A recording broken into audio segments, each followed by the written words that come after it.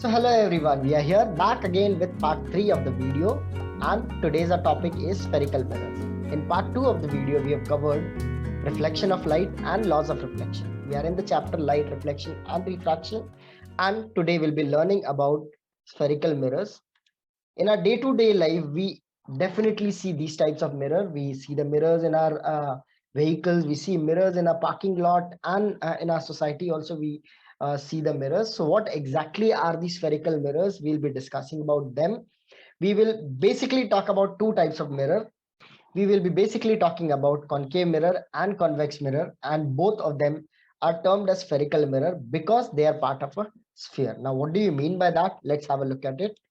So when we talk about spherical mirror is a curved mirror which is a part of a hollow sphere. So you can see this was the original sphere, and from this sphere one section is being taken out. Now this one section, when it is being taken out and the outer side is being coated.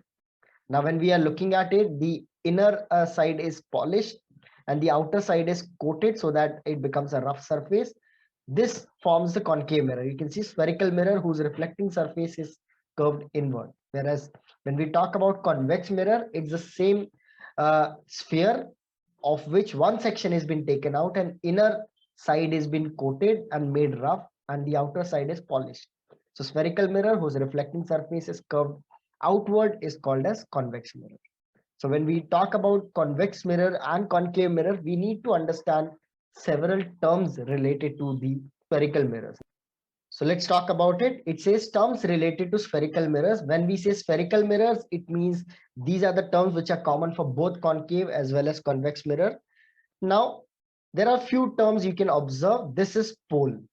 Basically, pole is the center of the mirror. You can see this is the reflecting surface.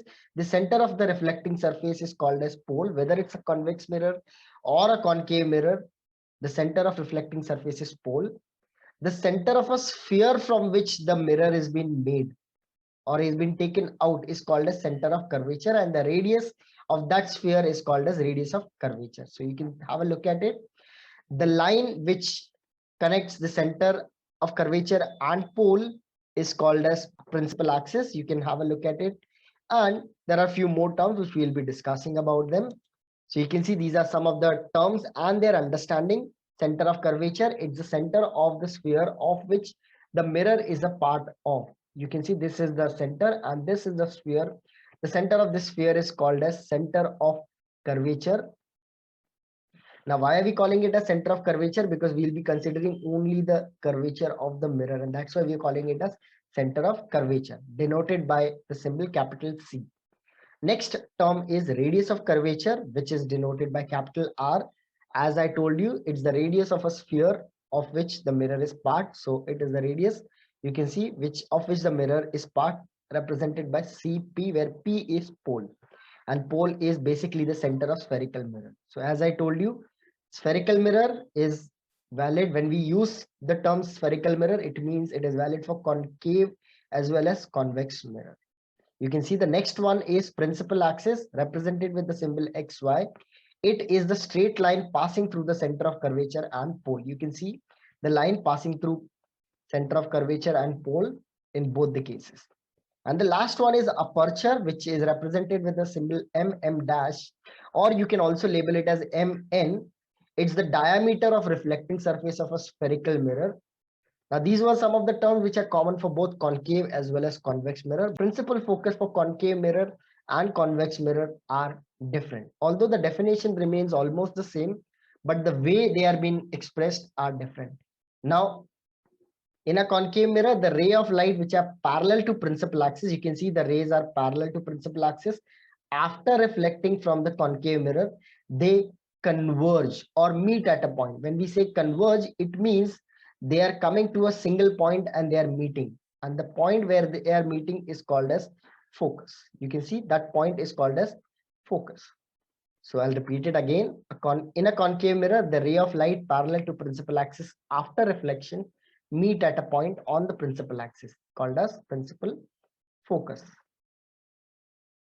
In the case of convex mirror, the ray of light which are parallel, they are not converging, they are diverging, they are going away. We need to understand what do you mean by converging and diverging. Converging is coming to a single point. Rays from all the direction are coming to a single point like this here.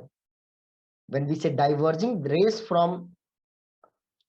are going away from a single point. So if you are observing from here, you will feel that all the rays are going away from the single point. So in convex mirror, rays of light parallel to the principal axis after reflection gets diverged and appear to come from a point on the principal axis behind the mirror. This is very important.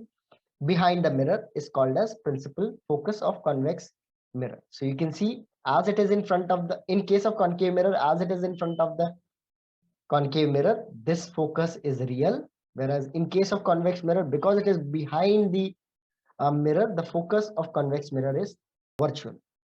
Concave mirror is also called as converging mirror because the light rays are converging after the reflection from the mirror. Whereas convex mirror is also called as diverging mirror because light rays are diverging after reflection from the convex mirror. The next term which is important is the distance between pole and focus.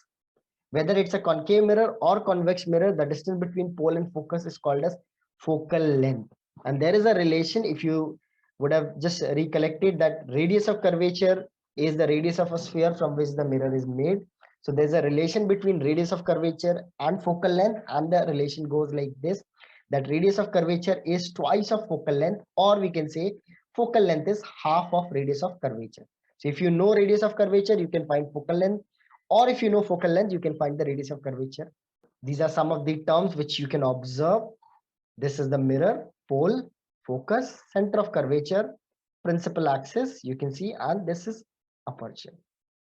We will also have a look at some of the question from the textbook from page 168. Question 1 says, define the principal focus of a concave mirror. So if you recollect, the concave mirror is the mirror where the light rays are converging. So principal focus of a concave mirror, the point where the light rays are converging after reflection from concave mirror is called as principal focus. Next part says the radius of curvature of a spherical mirror is 20 centimeter.